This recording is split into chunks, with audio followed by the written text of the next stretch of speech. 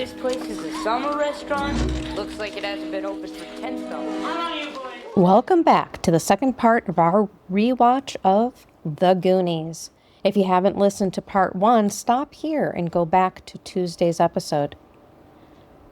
On Tuesday, we left off at the point where the Goonies are just arriving at the abandoned restaurant. Enjoy. So Chunk wanders off, trying to get something to drink from a cooler that's outside, while the other boys peek through a window and they see a woman, the same woman that we saw earlier who was in that police chase, who's inside this closed down restaurant. And Chunk finds a door to like a garage that is slightly open. And when he pushes it open, he sees a Jeep Cherokee with bullet holes in the side of it. Oh no, they're on the back too. And he panics and he runs over to the others as they're trying to head inside of the restaurant. When they enter, they're approached by the woman who helped the man escape earlier from jail. And she threatens them with a knife and tells them to sit down. So the guy who actually escaped from jail earlier, he comes out and he's pretty aggressive at first, but he backs off because he realizes they're just kids.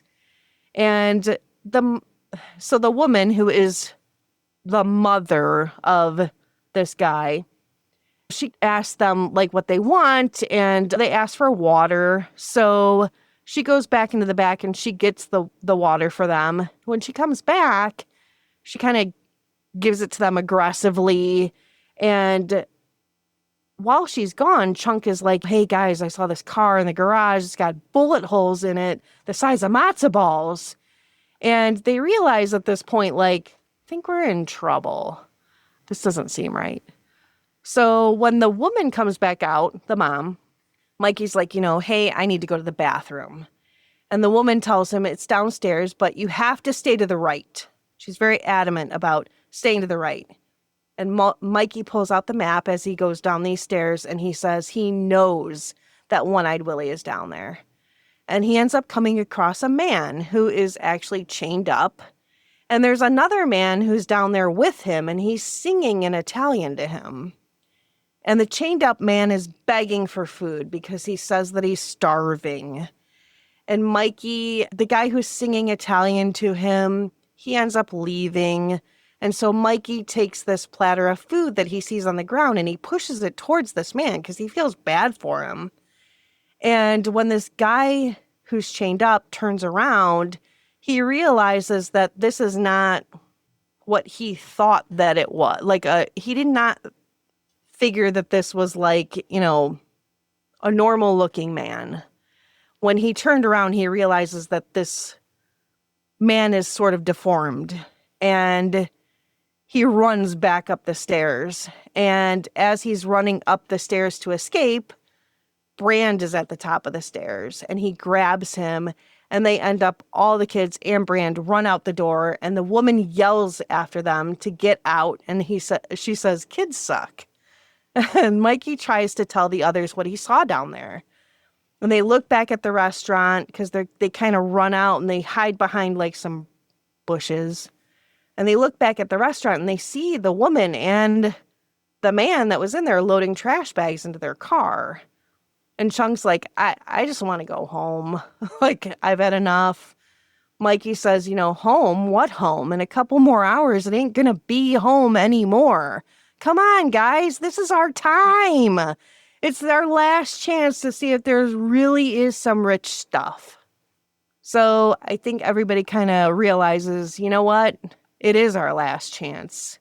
And suddenly Andy and Steph come up behind the boys and they kind of scare them as the car, the Jeep Cherokee leaves the driveway. And Andy tells Brand that Troy is a jerk and that he was trying to adjust his mirror to look down Andy's shirt. They try to get back into the restaurant, but it's locked. And Mouth tells Chunk that he has naked pictures of his mom in the bath and he will sell them to him super cheap. And he gets pissed off and he rushes towards Mouth. And Chunk ends up busting the door down to that restaurant, and they all thank him. Like, thanks, Chunk. You did exactly what we wanted you to do. So the boys wanted to check this place out, but Brand is being like a total buzzkill. No, this is a bad idea, guys. But Andy convinces him to let the boys go by flirting with him a little bit. They hear the it, so they decide to call this man, this chained up man, the it, and they go to see him. But Mikey says, don't worry, he's chained to the wall. And they hear him yell, and the boys run away, pushing everyone into another room that's down there. And Andy and Brand have a little sexual tension there, and they try to kiss a few times, but it doesn't really work for them. And Mikey determines from the map that they need to go under this restaurant. But Brand is like, no, we can't go any deeper. Like, we're in the basement. And Chunk ends up knocking over this water cooler. And they notice...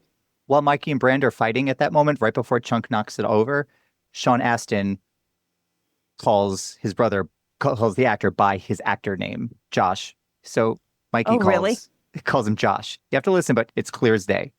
When they're fighting. Wow. It's like, no, there is something down there, Josh. Oh. That's funny. I didn't even notice that. Okay. Still in the movie. So Chunk knocks over this water cooler, and they notice that the water, this is like a 5-gallon water cooler, the water is all draining somewhere. So they find a grate that is actually under a fireplace that's in the basement. And they discover that once they pull up that grate, that there's actually a tunnel in there. And Data finds a machine that is down in that room, and he figures out how to turn it on. And it's a printing press that makes $50 bills. He thinks that they're real and that they can save their houses, but Brand tells them, yeah, this money is bogus. It's not real money. It's not going to help us.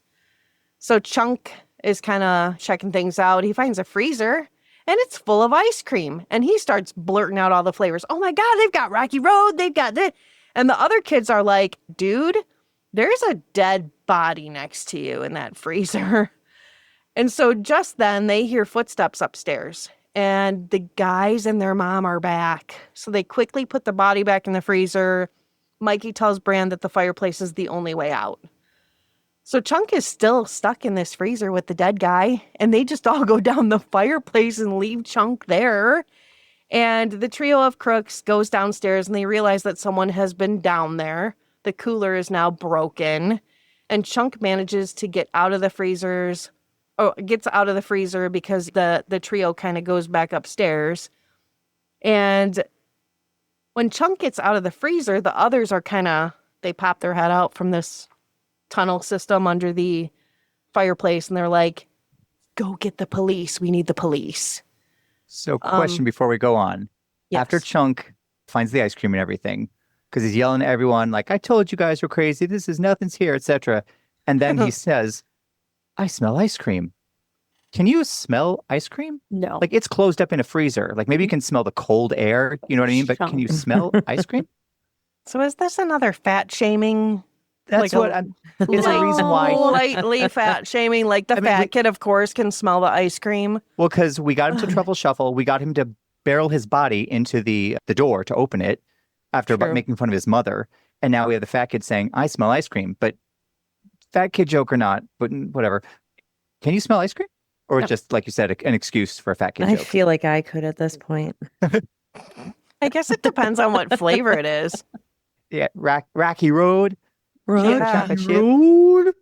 I think I could smell like mint chocolate chip. Fair point. Mm-hmm. I think, I can't smell it while Through it's a in freezer the door. freezer. Yeah, I was going to say, it's closed. The freezer is closed. You can't. No. Okay, so the kids are now down in this tunnel, and they start exploring a little bit, and they ask Data, like, do you have a light? And he's like, yeah, I do. He opens up his trench coat, and he's got this contraption that is like floodlights, and he calls them body blinders, and he turns them on, and they're like blinding lights, but, it does help them. So we now see Chunk, who runs out to the road, and he obviously escaped this house or this restaurant, and he flags down a car, and he's like, I had a run-in with some really disgusting people, and asked to be taken to the sheriff's station.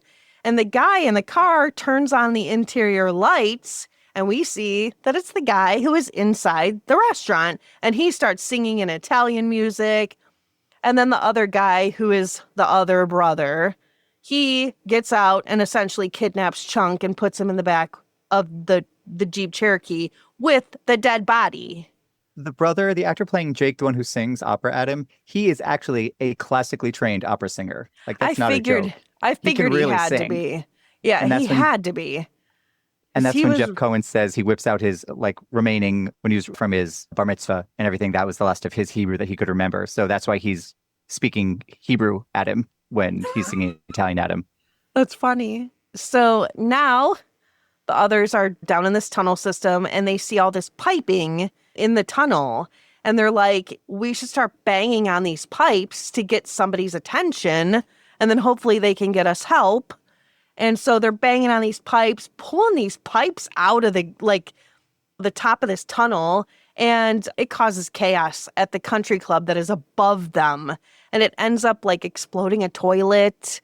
And I think the water fountain the one guy is using, it won't work because they've completely ripped out all these pipes. One of the pipes bursts and it blows a hole through the wall. So the Fratellis, which is this trio that we're talking about, we learn that their last name is the Fratellis. They ask Chunk where the other kids are. And he says, they're in the fireplace. So he's telling the truth, but they don't believe him. Nobody believes him. And they tell him to start telling the truth. And he's like, all right. So he starts telling them stories about his Hebrew school and knocking his sister down the stairs and blaming the dog for it. And just all these other crazy stories. And you can tell the Fratellis are not having it at all with this kid. So Andy, she gets a little wigged out about being down in this tunnel. And she starts talking about her beautiful body. And Brand agrees that she has a nice body. And then she says, I don't know how many years I have left until I get fat and I lose my hair. Or when she'll end up like that guy. And she points at a skeleton that is on the ground. And Mikey says, oh my God, this is one of One-Eyed Willie's tricks, as he takes a puff of his inhaler. And Data thinks it's Chester Copperpot. So they check his wallet, and it is Chester Copperpot. So Dun, dun, dun. Data's like, you know what? I think I'm going to go set a booby trap in case the Fratellis come after us so that they can't get to where we are. So they find a skeleton key around Chester Copperpot's neck, and they find what they think are candles, but they actually are dynamite. And Mikey finds a booby trap. So he comes across this line, looks like string, and he ends up setting off that booby trap. And these giant rocks fall from the ceiling and to try and trap them. But they actually all make it out of that booby trap safely. So Chunk is telling the Fratellis this story about how he actually bagged up puke. He went to a movie theater and he dumped it on the audience. And then everyone in the audience started puking too. And Mama Fratelli gets really angry and she tries to put his hand into the blender. She's getting pissed off with this kid. She thinks that he's lying, but he's probably not lying. No. So. And that is the actor Jeff Cohen's, his sister at the end. That's his real sister. And that is her name, but Evie or Edie, whatever they say. That really is her name. That's adorable. Aw. So now the kids come across a beautiful waterfall with lots of change in it. And they start taking some of the coins. And they realize that it's the old Mossguard wishing well. And Mikey talks out loud to One-Eyed Willie, asking him what this means. And is it another one of his tricks? I think in this scene is when they were like, you have to actually put those coins back because these are somebody's wishes, but I think I might. That's Steph to the moral rescue on that one. Yeah. Steph is like, we can keep this. These are other people's dreams, other people's wishes. This is like the most psychological part of the whole movie. Yeah. It's like, except for Mikey's realization later. This is like the moment. Yeah. And Steph is like, you can't take these coins. They don't belong to you. This is like somebody's wish. You can't take away someone's wish. And so they do put the coins back. And then Mouth has his rather powerful moment where he just says, he picks up one after misidentifying it as a famous actor whose name escaped me right now. But he just says, see this one? This is my wish, my dream, and it didn't come true. So I'm taking it back. I'm taking them all back. So just the juxtaposition between those two characters within that like 1 minute scene. I love Martin Sheen. That was the character. Fantastic. The Fratellis, they find a pirate key on Chunk. Is it a pirate key, Tommy? The one that's around his neck, yes, that is the skull. What's the one that they find on Chunk? The Fratellis find it on Chunk. That's the doubloon that they used earlier to line up Chunk everything. has the doubloon, and the Fratellis find that on him. Yep. And so the Fratellis now head down that fireplace opening. Now we see Troy, Christopher from Flowers in the Attic, and some other guy who are at the wishing well, talking about how... Was that Christopher? Yes. I was like, wait, was that Christopher? It's definitely Christopher from Flowers in the Attic. Fantastic. Oh. And they're talking... They're working. Yeah, we'll just call him Christopher. So Troy, Christopher from Flowers in the Attic, and some other guy, they're at the wishing well, and Troy is talking about making it with Andy. And Troy throws the coin into the well, and he wishes that he's going to make it with Andy. But the coin actually gets thrown back out of the well, and Troy catches it, and he's looking like, how the hell did that happen? Troy looks down the well to see what happened, and he sees Andy at the bottom of the well. And Andy's like, hey, we need help. Can you send down the bucket? We're stuck in this well. And Troy just looks at his friends. And he's like, see, guys, wishes do come true.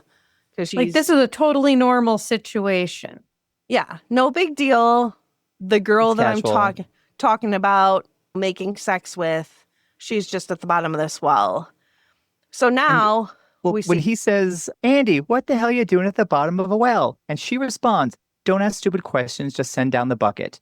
Yes, he should send down that bucket. However, I feel his question is valid. What the hell are you doing at the bottom of a well? And she just disregards it. Yes, it's an emergency. They have to get out, but his question's valid. Yeah, you figure out how to get down there. So Chunk is being strapped to a chair in the same room as the It.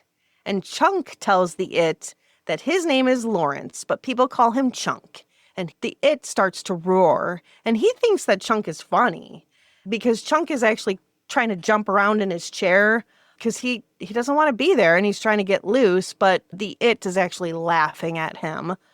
So now we see Troy, who's sending down the bucket. Data, Brandon, Andy are all arguing over who gets to go first. And Mikey says that Chester Copperpot didn't make it that far, and look how far they've made it. And Andy says that if they keep going, someone will end up hurt or killed. And Andy says that they need to get out of there and get to the police. And Mikey says that Chunk already probably made it to the police. And Andy says that Chunk might be dead. And Mikey gets mad. And he says, don't say that. Never say that. Goonies never say die. And Andy replies, I'm not a Goonie. I want to go home. So Mikey gives them a heart-to-heart about how it's their time down there. And that would be all over once they ride up Troy's bucket. So everything that they were going to work for would all be taken away once they go back up that well. And the kids kind of look at him like, you know, you're right. Tomorrow, our houses could be taken away, and this is all over. We see Troy, Christopher from Flowers in the Attic, and the other guy. They pull the bucket up, and it's just Troy's Letterman sweater. And Troy yells, Andy, you goonie, down the well. So now she is one. So now she is a Goonie, and she's not going home. Chunk has a baby Ruth, and he offers it to the It. He throws it so that the It can grab it, but it ends up hitting the It in the face. And he starts the It starts yelling, and he rips the chains out of the wall so that he can grab this candy bar. And that's pretty scary to Chunk, but he then introduces himself as Sloth. And Chunk tells him that his name is Chunk. And Sloth splits the baby Ruth in half and feeds one half of it to Chunk like he's a baby. And Chunk feeds him back. I love And it. Sloth, it's adorable. And Sloth picks up Chunk and he kisses him. And Chunk tells Sloth that he smells like Phys Ed. It's kind of sad if you think about it in the sense of Sloth now has human contact, but the only way he's ever eaten, we are to presume, is like by when the brothers or the mom like throw food at him or feed him like by spoon feed him or hand feed him or something. So the only way he knows how to eat or he thinks other people eat is by here, eat this from my hand. Right. So to offer Chunk that half and just literally like feed it to him like a baby, that's all Sloth has ever known. Aw, that's sad. So now we see the boys reading the map, and it says copper bones, westward foams, triple stones. And they figure out that the copper key they have is copper bones. So Brand, we see, they cut to this little scene where Brand falls asleep on Steph, and then he like realizes, oh, it's Steph, gross. And then he lays his head on like Andy's chest. And then Brand makes a comment about why he couldn't just have a little sister instead of Mikey. But like, dude, your brother's taking you on this awesome adventure and you're like complaining about it. And remember how jazzed you were when the mere idea of going up into the attic, how excited you were at the idea when mouth suggests the attic. Whatever, Brand. Idiot. So Mikey ends up finding these little stones that are on the wall. And there are 3 sets of these stones. And he figures out that the eyes that are on this copper key fit into a set of these little stones in the wall. So he turns it westward, which was one of the clues, counterclockwise, and his hand gets stuck like this. His hand ends up getting stuck into this contraption. And it was another one of One-Eyed Willie's tricks. And we see a bowling ball suddenly come down a track. It's fast and it's out of nowhere. And Data falls through the floor into a trap with some sharp objects at the bottom. I don't know if they were swords but there were sharp objects. No, they're like stalagmites or something like or rocks that have just been like sharpened. Oh, at the bottom. Okay. Fancy. So remember, Data is actually the king of contraptions. So he launches a spring-loaded clamp with chattering teeth on the end of it, which saves him from hitting the bottom, and he calls it his pinchers of peril. So he says, I've been saved by the pinchers of peril. And Chunk now calls the sheriff to report a murder at the Lighthouse Lounge. But the sheriff doesn't believe him. He's like, Chunk, you're full of it. You've called me before about, essentially he's describing the gremlins. So he's called the cops before about crap that now the sheriff is just like, anything that this kid says is bullshit. So he cried wolf one too many times. Yeah, and they just didn't believe him anymore. So Chunk ends up actually pulling the phone cord too hard while he's talking to the it in the background. And it disconnects the phone call. And something about that makes the sheriff think that's not right because Chunk doesn't normally act like that. So it kind of triggers the sheriff. So Sloth decides now, I'm going to go down this fireplace opening. And Chunk goes with him. And now Andy is yelling for Brand, kind of like, hey, Brand, come over here.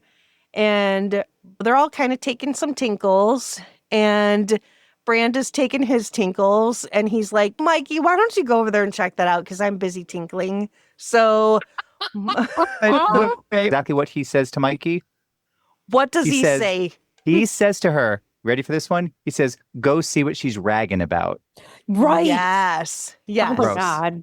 Go see what she's ragging about. Also, I forgot about that term. Yeah, we all did. But Yeah. That's a good one. Yeah. So Mikey says, okay, yeah, I'll check it out. She says she's hiding with her eyes closed. So she jumps out and she ends up kissing Mikey, thinking that he's Brand. And Andy doesn't realize that it's There's Mikey. a lot of problems in this. Yeah, because Mikey's like a little kid. Yeah.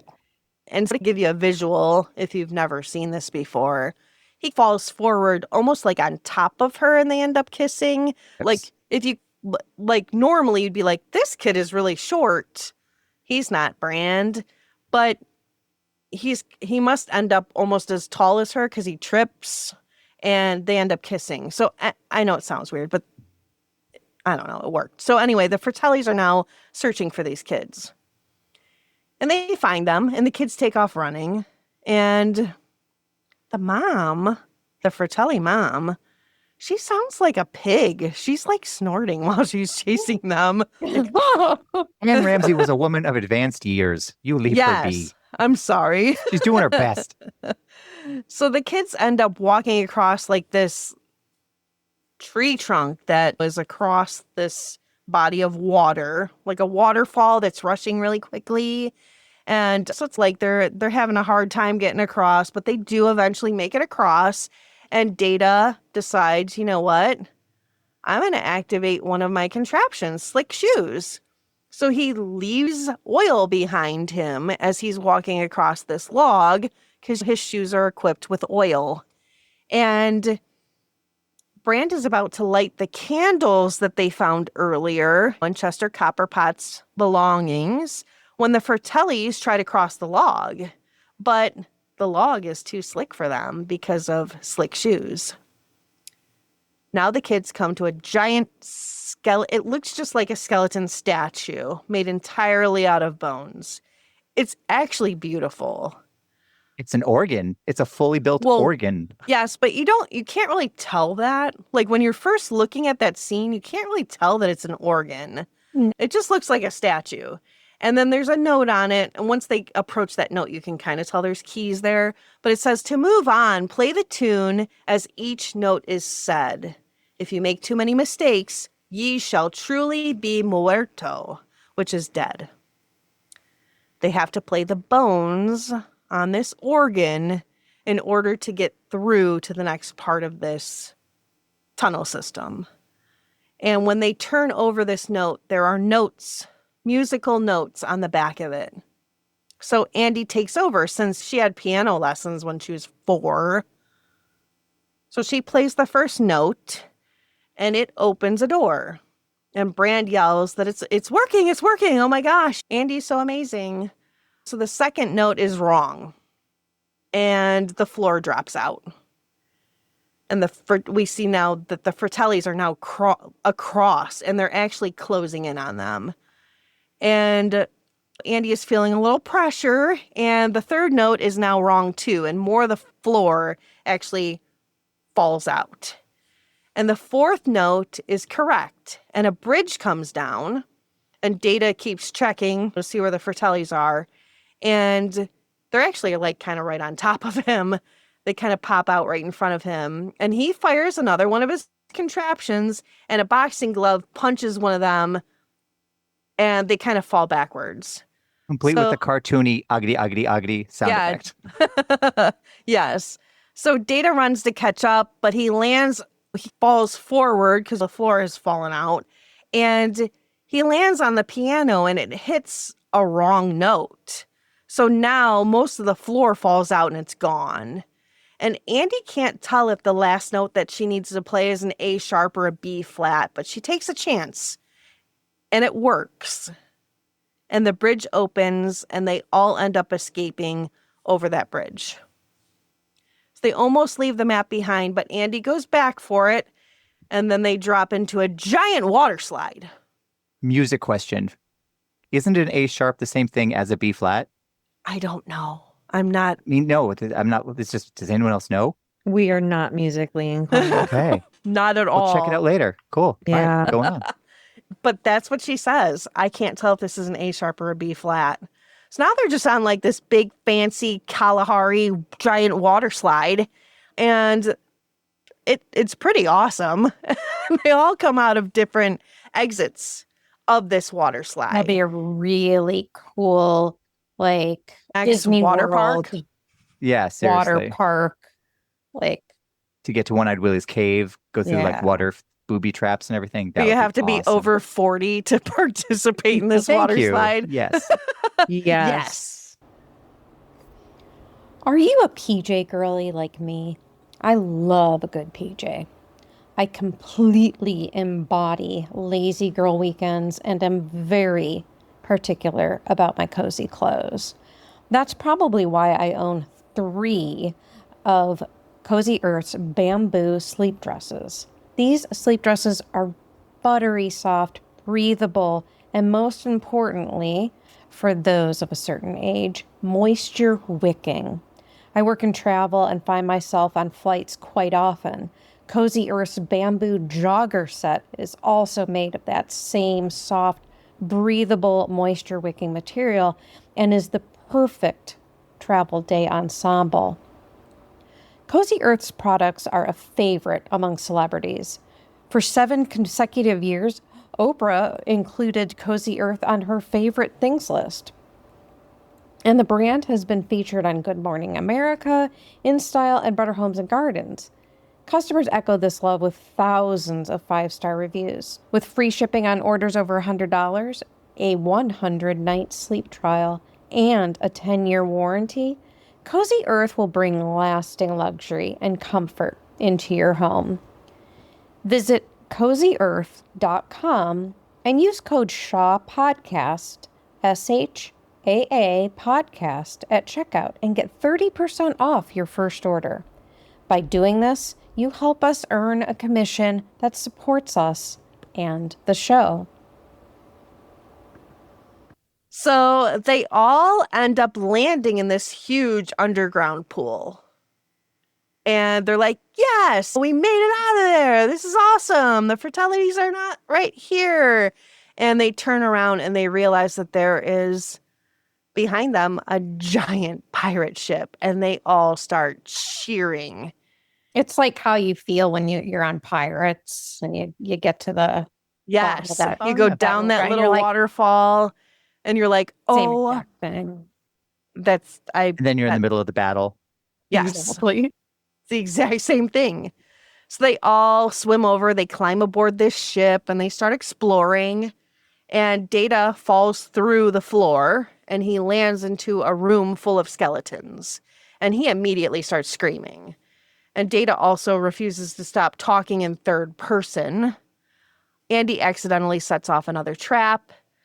So it opens a hidden room, and Mickey says it's Willie. And they break through the ceiling, and they let Mikey climb up first, because this is his adventure. He wanted to find One-Eye Willie, and they're like, okay, we're going to break through this ceiling, and Mikey, you can look up there first. So he tells everyone, once he gets up there, you got to give me a second. And so Mikey goes up, and the room is packed with treasure. There is gold coins, jewelry. There's some skeletons, and they're sitting at a table. And at the end of this table is a skeleton that's wearing an eye patch. And it's One-Eyed Willie. And Mikey introduces himself, and he tells Willie that he beat him and made it there in one piece. He even lifts the eye patch to check underneath, but there isn't even an eye socket. So at this point, the others have climbed up, and Mikey introduces Willie to everybody. There's gold and jewelry just everywhere. And Mikey tells them to take whatever they want, except for the treasure that's sitting right in front of Willie. And they start loading up on treasure, but then suddenly the Fratellis show up. And Mama Fratelli has a gun, and she tells everyone to get outside. So Mama Fratelli has the gun on them and makes them unload their treasures. Mouth has pearls in his, and he has jewels in his mouth that Mama makes him spit out. And Andy calls Mama a gross old witch, and Mama says that they'll play pirate. So Mama makes Andy walk the plank, and her hands are tied. So Bran jumps in after her to save her because she says she can't swim, and she can't swim especially with her hands being tied. Wait, weren't they just swimming? Yeah, Like they were just swimming, 15 but she minutes ago? says, I can't swim, and her hands are tied. So, yeah, I don't know. Maybe Bran gave her a piggyback ride, this piggyback swim ride. I don't know. So Mama tries to throw Steph and Mouth off the plank. And just as she's trying to throw them off, we hear Sloth yell, "Hey, guys!" And he has Chunk with him. And they slide down the mainsail, and Chunk ends up saving Steph. Chunk is so happy that Sloth is helping them. He's like giddy that he's got Sloth. He's a part with of him. it. I Yes. know. So cute. It's adorable. Like now he's got his best friend. And Chunk tells them that they all need to get the hell out of there. So Sloth protects them and they all jump off the plank into the water and Steph ends up punching Mama. So now we see Sloth fighting his brothers while Brand finally ends up kissing Andy. Good for him. So Sloth Way ends to up... go, Brand. Yay, Brand. Sloth ties his brothers up and he hoists them up the mast. And he tells his mom that she's been bad. But she says keeping him chained up in a room was for his own good. And then she starts singing Rockabye Baby to him, which immediately sets Sloth off. Yeah. He picks her up and he throws her into the water. And Mama climbs back aboard, cuts her sons down from the mast, and they all crash onto the deck. And the kids try to escape while Mama goes after all the treasure. And the treasure sitting in front of Willie turns out to be another trap. So Mikey knew what he was talking about. Don't touch Willie's treasure. But the kids can't find a way out. So they light one of the candles so that they can see where they're going. Unfortunately, it's a stick of dynamite and it blows a hole into the rocks. And now they're trapped.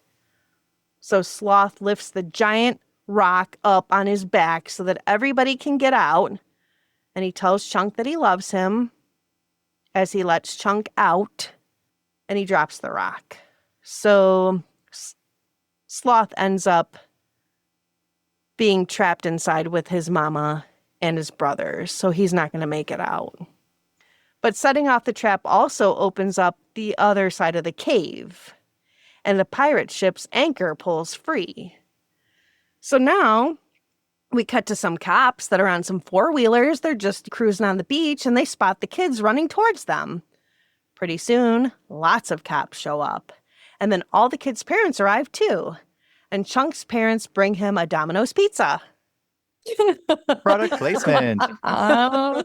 And one of those cops on the four-wheelers is the director, Richard Donner. Yes. Oh, excellent. Data's dad has another one of his contraptions that pops out a camera.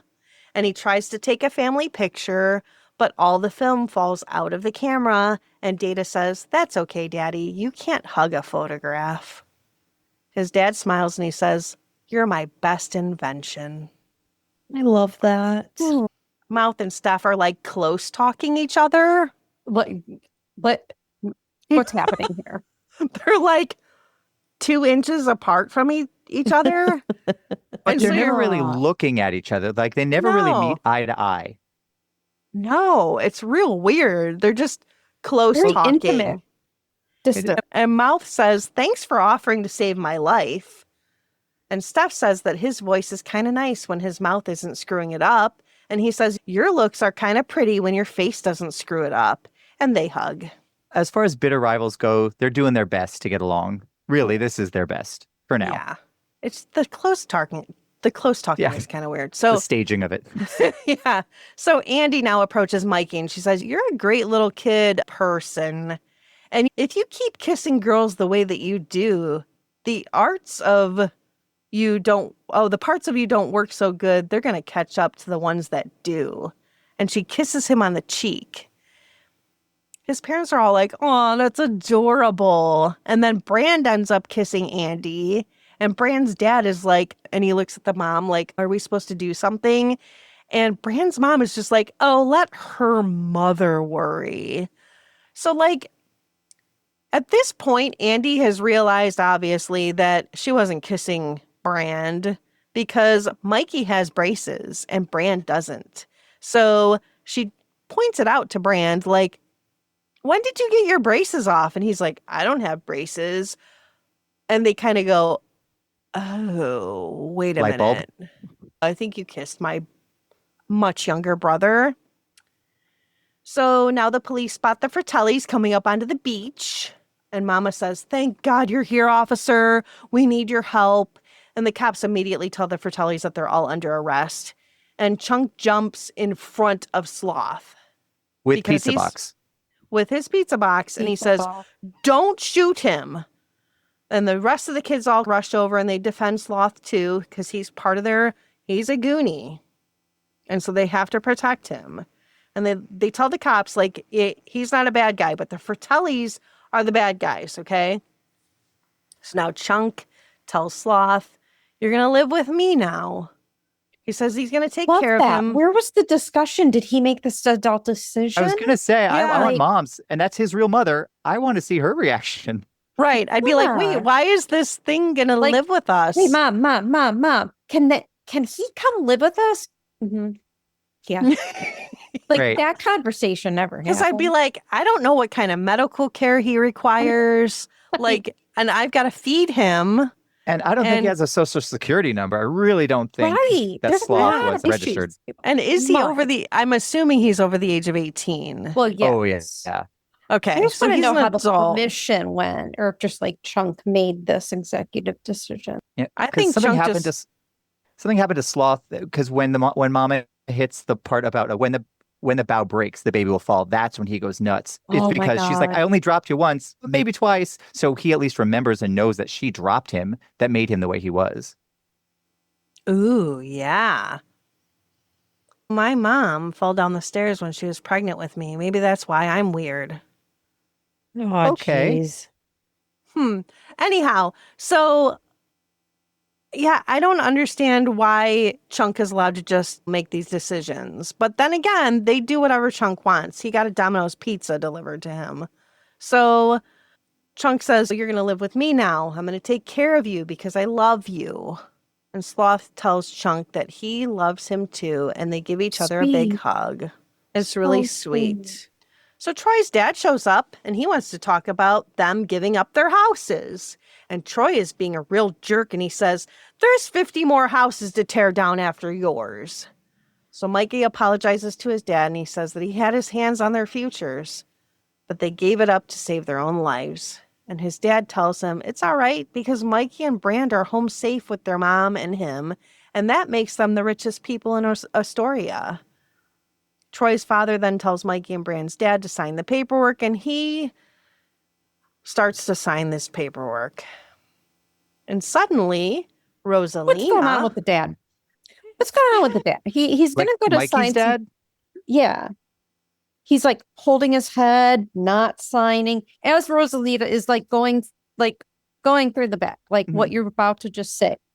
What is good? There are multiple shots back to the dad about to sign this. I think he's contemplating whether or not he should sign it. But I he's think like- it's In front of all of his neighbors. He's like should I in front of all his do- neighbors. He's like, he keeps like grabbing his forehead specifically. Go back. Maybe he's So- got a migraine. Well, that's what I was like. It's been a stressful night. Come on. Something is thinking. wrong with this man, like possible aneurysm. Ooh. This is a Maybe. lot of stress. It might Nobody gave it a might have led shit. to that. But also, based on we've learned about this whole goings on in the Goondocks, it sounds like the Walshes are the last family to sign. Like Oh, after he yeah. signs, then because remember, Mouth's family and Data's family already have plans. Data's going to go to Detroit, so everyone else has plans. Except that's why Mikey's like, it's not going to happen. My dad's going to fix it. I think the Walshes are the only holdouts. Like in the Brady Bunch movie, they were the only holdouts until they could demolish the neighborhood. That's true. It is True. true. Same. I never thought exact about it until this scenario. conversation right now. Yep, the Brady Bunch and this is exactly the same. The Walshes and the Bradys, hand in hand. Aw. They can both move to Detroit with Data and his family. So now we see Rosalina, who finds a bag inside of Mikey's coat pocket. I believe it's his coat. And she Yeah, yells. it's his denim jacket. Yeah. She yells at Mr. Walsh, like, "Don't sign the papers. Don't sign the papers." And she hands Mikey's mom a bag of jewels. And Mikey explains that he emptied his marble bag and filled it with jewels, and the Fratellis must not have taken it. So now reporters have showed up and they're asking if they were scared and if their lives were in danger. And they say the octopus was scary and they had to walk a plank. But like, did I miss an octopus? I No. thought that too. It was filmed. There's the whole scene. I believe it's on DVD and Blu-ray. They filmed a whole Okay. scene with an octopus. It's when they first land in the water, and it's before they climb up into the ship. There's an octopus coming, and like it starts to Like it starts to Popeye? touch yeah, Right. and it touches Steph's like butt or the back of her leg, and she thinks it's mouth who's doing it. And yeah, and it starts and it attacks all of them. And to make it go away, I think it's Data has his Walkman that has the song, which is on the soundtrack, but makes no sense unless they kept this scene. Is a song called 8 Arms to Hold You Near My Heart. So he starts playing it and shoves it in the octopus's like mouth. I'm And that's so what makes it glad go that we away. have Tommy on this episode. Yeah. Wow. So yes, the line makes perfect sense for a scene they cut. Yes. I'm like, there's something missing here because right. there was no octopus. Nope. So the octopus was scary and that they had to walk the plank and they found a pirate ship with pirate's treasure on it. And the sheriff interrupts and he says, okay, telling more stories, Lawrence? And they say, no, it's real. And the sheriff says, Holy Mary, Mother of God. And they turn around and we see the pirate ship sailing in the water. And Mikey goes over and he blows a kiss to the ship. And he says, bye, Willie. Thanks. Sloth starts roaring and so do the kids. Everyone celebrates. And we see the ship sail away. End of story. Would anyone else tried to get back onto that ship? You mean like within the concept of the film, like in real, like if in that world, like did anyone try to Right. flag it down Like, or anything? you live in a lake town. Someone's got to have a dinghy. You know what's on they're there. oceanside, and if rich people can have a club right there on the ocean side right there, Yeah, damn well I there would have better be a boat stolen to a go boat get at it. that point. Be like, I'd I'll have get, I'll schooner get out you. there or Don't something. worry. I would absolutely go back to that ship and get all the treasure Right. off It of it didn't for seem sure. like it was that far. We don't know what happened after this ended. Right. So if there was an extended scene, we might see everybody get on a dinghy and head out there. They should have. That's the sequel that never happened. Right. So sequel time. They go out there's to the been ship. several. I know. But real like a real Yeah. sequel. Yes. We'll do a 5 minutes real after the end of the sequel. movie, they're all getting on schooners and everything and just hauling ass to that pirate ship Yes. instead of just letting it float away. Forget that there's treasure on it. For my point, that's all. Just like that's history floating away. That's like your Yeah. local history, which will help to save the history museum that Mikey's dad works at. Right. So Correct. by catching the ship, already you've saved it because of the jewels. If you get that ship, that's a piece of major history. Awesome. Metascore was generally favorable with a 62, and the user score was also generally favorable with a 7.4. The IMDb rating was 7.7, so those are all pretty on par with each other. I Yeah. feel like it should have gotten a little bit more, but it is an average. Where did you guys watch this at? Pluto. Same. Yeah. My memory. Tom, yeah, I was going to say. I was gonna say, Tommy Tom- just remembers Tommy- it, right? Hey, just because I have it on DVD and Blu-ray and the board game and shut up. You don't know VHS me. and Laserdisc and he's got it. CD-ROM. He's got Beta. it in every format that there is. Where I did watched you watch it on it? Pluto also. Excellent. So you can watch it for free on Pluto, but you can also watch it on Fandango at home, Apple TV, YouTube, Google Play, and Prime for around $4.99. I have to make a side note that Please. I did watch it on Pluto and I was going to go back and rewatch part of it, but I noticed that on June 30th it was there and then on July 1st it was gone. That's what happens. Yeah, So every we time. can't we can't say that you can watch it on Pluto for free because it's now It's not gone. there anymore. That happened to us Oh. in another movie, didn't it? Where we had a Did. recording over like a Yeah. turn of the month and it was like, now it's gone. Yes. That's So- why I'm live and die by physical media. Have that Yes. thing, that tape, that CD, that DVD, whatever it is, in your hand. I just got Yes. my library notification that my Aliens Blu-ray is waiting for me, but now I don't Yay. Oh, But physical okay. media, there you go. physical media. from the Fantastic. So library. now if you want to watch this, you're going to have to pay to watch it. Yeah, you're gonna have to pay Or for take it out of the library. Or just buy it. Library. Just buy it. Yeah, Find it Yeah, at any it's thrift very store. You will find it. Everybody wants their own media again, so go buy it. Anne Ramsey won a Saturn Award for Best Supporting Actress for her role as Mama Fratelli. And if you didn't know, we're talking about awards. And at the 7th Youth in Film Awards, which I've never heard of before, now known as the Young Artists Awards, which I still never heard of. Sean Astin's portrayal of Mikey won the award for Best Starring Performance by a Young Actor in a Motion Picture. Cohen, Feldman, and Plimpton were also nominated for awards for their performances. And the film itself was nominated for Best Adventure Motion Picture, which I've also never heard of that category. Me neither, but it lost? This makes it sound like it lost. What the hell did the Goonies lose to? Adventure motion picture that year. Best. I didn't even know Best Adventure. And what awards was that? Is this the Young Artist Awards or 7th Youth Film Awards? What was this? 1985? No. 85. 85. Yeah. Back to the Future.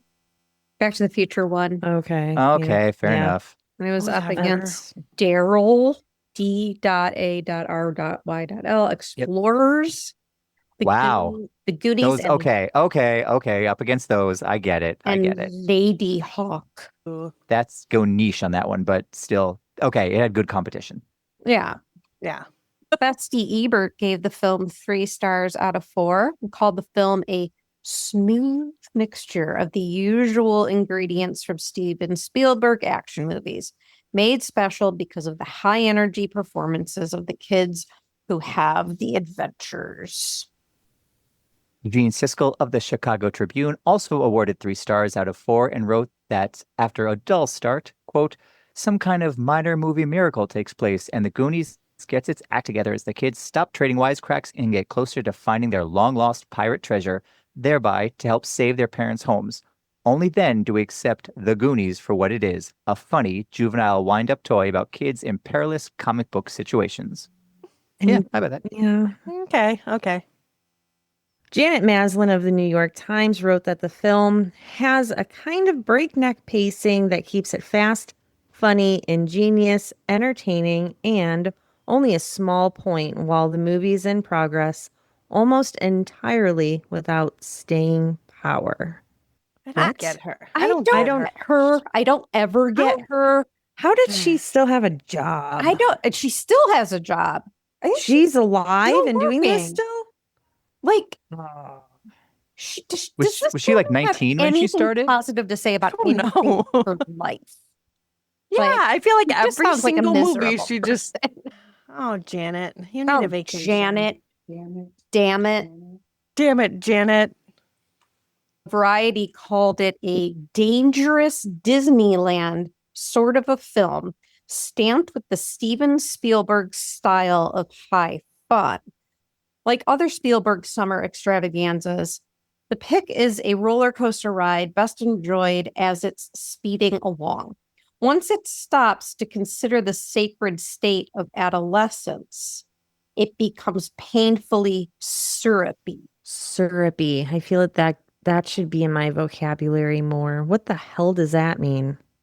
It's viscous. This just means like the sentiment is laid on really thick, like the whole speech. While every kid has had it memorized, the whole going up Troy's bucket, it's our time down here.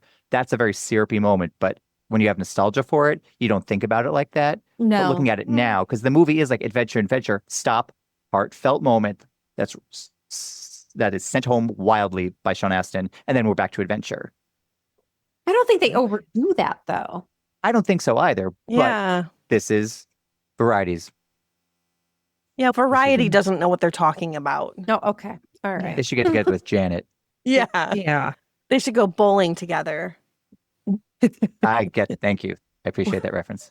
Paul Adanasio of the Washington Post called it an artfully crafted movie, thrumming with energy and sometimes wit, and utterly uninvolving for anyone over the age of 12.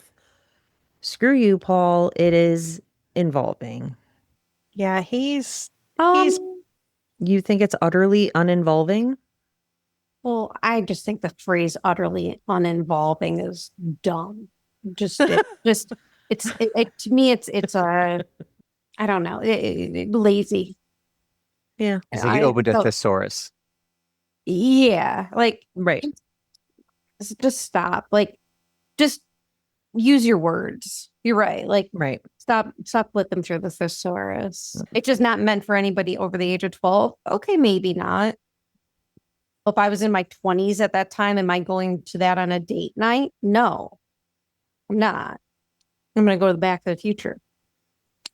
But I don't, his words are unnecessary, but I get what he's saying.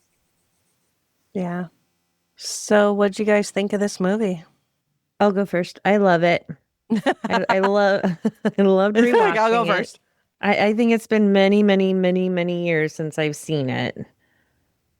But I just loved it. I don't remember. I did not remember some of the scenes, so I was glad to catch up on that and remember how the plot all kind of fit together. But I thought it was a great movie. I give it a not really on the cringe, and I will definitely watch it again. And I think it has aged well. I would like to see a modern day remake of it. That would be pretty cool.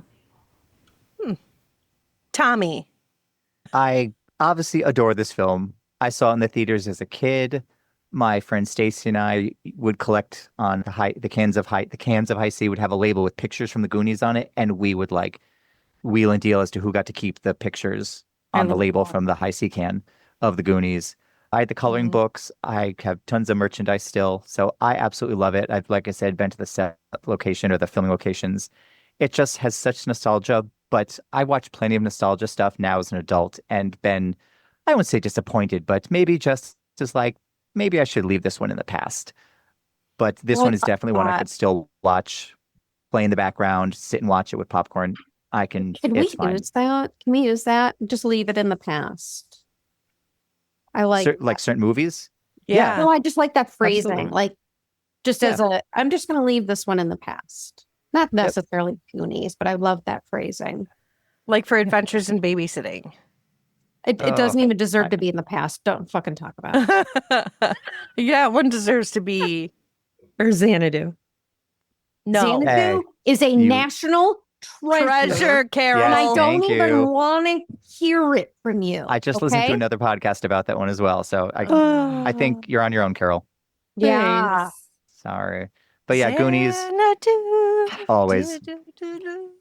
And as for the cringe meter, I'm going to put it between not really and kinda, only because a lot of the stuff, other the fat shaming jokes, and like I had to kind of point out the line about what she ragging about, stuff like that.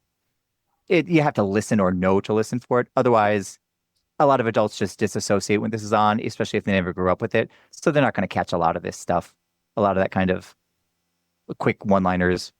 So I'm going to go between not really and a low end kinda for cringe meter. Did it age well? It aged like fine wine and some Rocky Road ice cream.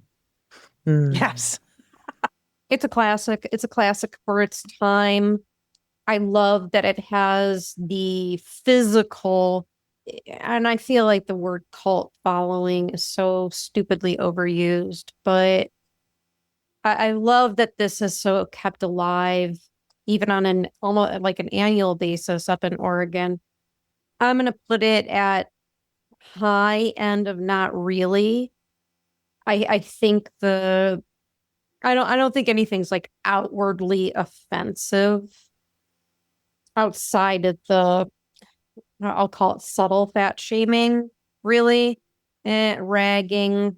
It doesn't rank on the cringe meter to me because you could remake that today. You could completely do something else or just drop it all together.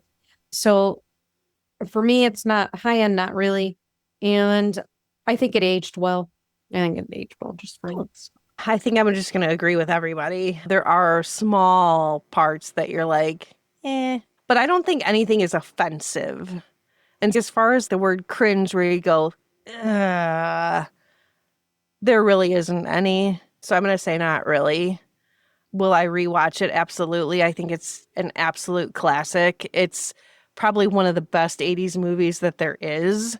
The plot, the fact that there's adventure, there's heartwarming moments, there's the fact that the kids really feel this, they feel like they need to help their parents, which is, it's just this like, I don't know how to describe that, is other than heartwarming. It's the fact that kids cared about their parents and how things that affected them affected the whole family. And that Mikey, he had this idea of this adventure where he was going to go find this pirate. And even though it seemed like it was an unattainable goal, he still thought there was a chance. And that in his mind, he could save his whole family by finding this treasure. It's just such a cool story. And I think as kids, we thought it was just such an amazing, magical story, and that you were like, wow, we could go out on adventures too. We could find treasures too. We could, like, all of our friends could get together. Wouldn't it be so cool to find a map and go out and find treasure, you know? Who didn't go look for maps after this? Right. Everybody thought there's got to be treasure out there. There's adventure out there. We got to find it. And I think that brought that alive in a lot of kids from the 80s, is that there wasn't another movie that really taught us about our sense of adventure in this way, pirate treasure. And so it's one of those movies that I think I've always loved. And I think that it's probably one of the best. I absolutely will rewatch it from start to finish. So if I see that it's coming on, I'm going to be like, hell yes, I'm going to sit down and watch this. Turn your phone off. Yeah, I'm going to sit down and actually watch it. There's a lot of movies that I find myself, like, at certain parts, I'll just scroll on my phone. This was one that I didn't even pay attention to my phone. It could also be that I was the storyteller, but I do take breaks when I'm doing the storytelling, like while I'm taking my notes.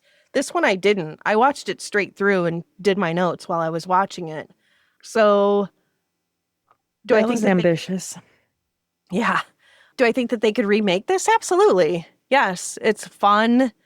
It's just a great movie. I suggest that everybody watches it. And if you have kids, your kids should watch it too. Luna watched it with me and she loved it. Did she? She loved it. So I just wanted to point out something. One of you guys had started to mention it was, as far as just the glory of this film and the way it looks and just how involved the kids were with everything, is that this is one of those movies from, I'll say, like old Hollywood. So 1992 and before, let's say. So major motion pictures, all the effects, except for some clear green screen at some points. This is all practical. Like, that ship was really there. Yeah. Like, everything they're touching, everything they're doing, that's awesome. All real, man-made, actual physical sets. There's no other, like, green screen. They don't have to pretend they're in a tunnel. Like, they built all that for them. Yeah. Yeah. So I think that's wonderful. Where the $19 million budget went. When you mentioned how the kids just had the heart and the desire to go and help their family, help their neighborhood, to help their mom and dad to get this task done. Also, parallel to the first Brady Bunch movie, same thing, because they need to help pay their parents' tax bill, so the kids enter the battle of the band. You're right. They do. Yeah. Save their family, which in turn helps to save their neighborhood. You're right. Which I only realized during this conversation, during this podcast. I just realized how much they have in common. Yeah, they kind of do. Except the Brady Bunch movie was like a little more nutty, a little more tongue-in-cheek and Zany. zany. Yes. That's a good word. Yes. So we all love the Goonies. Yay. Does that mean that it's nominated for the Hall of Fame? Oh, I was going to bring that up. It's nominated because it all got the same score. Yeah. I think Goonies should definitely be in our Hall of Fame. All in favor? Aye. Aye. I'm just the guest, but Yay. You're not just a guest. Your family. Subject matter Fame-worthy. expert. Yes. Yes. We brought in our Goonies expert. Thank you. Here we go. Thank you very much. All right.